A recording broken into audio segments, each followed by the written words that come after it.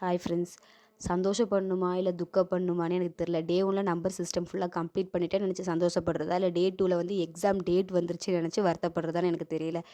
நான் வந்து ஒரு எக்ஸாம் அப்ளை பண்ணியிருக்கேன் அப்படின்னு சொன்னேன். அது வந்து ரயில்வே ரெக்ரூட்மெண்ட் போர்ட்லேருந்து செக்ஷனல் கண்ட்ரோல் எக்ஸாம் அப்ளை பண்ணியிருந்தேன். அது வந்து 5th மந்த்தில் வந்து எக்ஸாம் சொல்லி நோட்டீஸ் போர்டு விட்ருக்காங்க. இன்னும் எனக்கு 30 டேஸ் தான் இருக்குது. ஆனால் நான் 60 டேஸ் சேலஞ்சிங் போட்டிருக்கேன். இன்னும் சிலபஸ் கம்ப்ளீட் பண்ணல. சிலபஸ் கம்ப்ளீட் பண்ணணும். சிலபஸ் கம்ப்ளீட் பண்ணதுக்கப்புறம் டெஸ்ட்டு போட்டு பார்க்கணும். சென்ட்ரல் கவர்மெண்ட் எல்லா எக்ஸாமுமே வந்து நமக்கு சிஸ்டத்தில் நடக்கும். அது வந்து கண்டினியூஸ் டெஸ்ட் இருந்தால் மட்டும்தான் நமக்கு நல்லா பர்ஃபார்ம் பண்ண முடியும். இப்போ பார்த்தீங்கன்னா எனக்கு போதுமான டைம் இல்லை. இப்போ வந்து இது குறை சொல்லணுன்னா என்ன தான் சொல்லணும்? எக்ஸாம் அப்ளை பண்ணி 3 மாதத்துக்கு மேலே ஆச்சு. ஆனால் இன்ன வரைக்கும் படிக்காமல் இருந்தது யார் தப்பு? என் தப்பு தான்.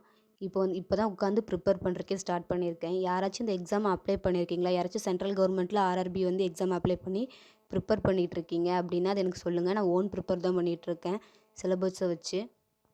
சொன்னீங்கன்னா அது எனக்கு கொஞ்சம் ஹெல்ப்ஃபுல்லாக இருக்கும்.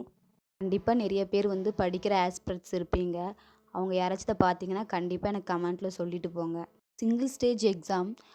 இதில் வந்து 100 கொஷின் 120 நிமிஷம் அப்படின்னு சொன்னாங்க. 60 மேக்ஸு, 40 சைக்காலஜி. இப்போ நீங்களே பாருங்களேன், கண்டிப்பாக வந்து கொஷின் வந்து ரொம்ப டஃப்பாக இருக்கும்.